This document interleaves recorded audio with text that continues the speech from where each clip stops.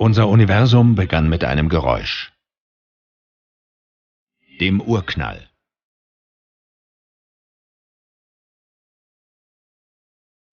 Gefolgt von Äonen der Dunkelheit und Stille.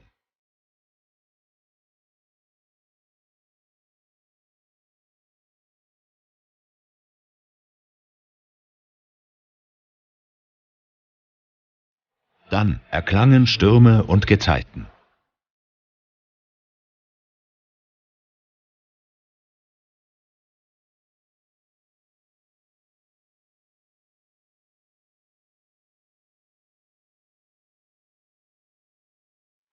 Mit der Entstehung der Erde erklangen der erste Gesang, das erste Instrument, die erste Sinfonie.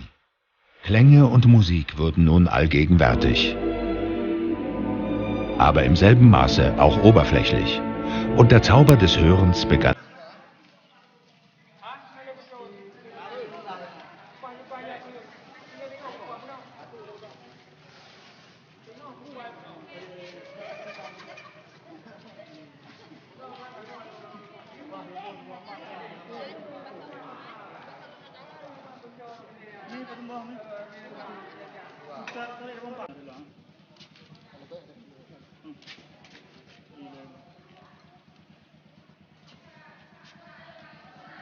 Tulis mana kau nak tunjuk rumah tu tulis nak.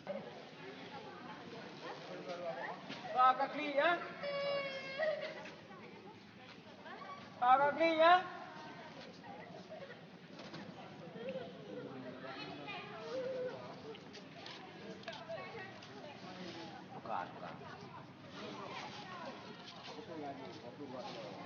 Baca apa je Rio? Hai baca apa je?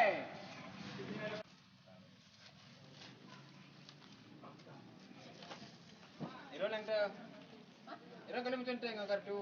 Kan dia kemang bergerak macam. Ya. Macam lempar. Di mana? Nak bola hal.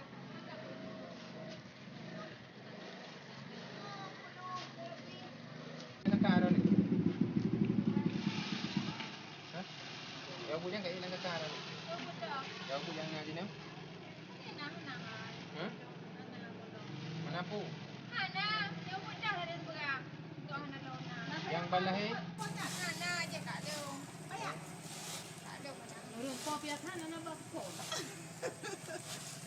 Dia mau puasa yang malaman. Tak botak dia ke dia. Aku tak dia keluar. Mau si mang dia. Ya. Ya kalau. Ada dapat nak kakak. Dia tak nak dapat. Tak apa.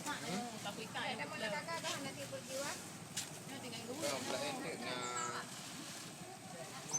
Tadi kata kami tengok tadi ada mudah. Oh, ini mana? Antara tu. Lam.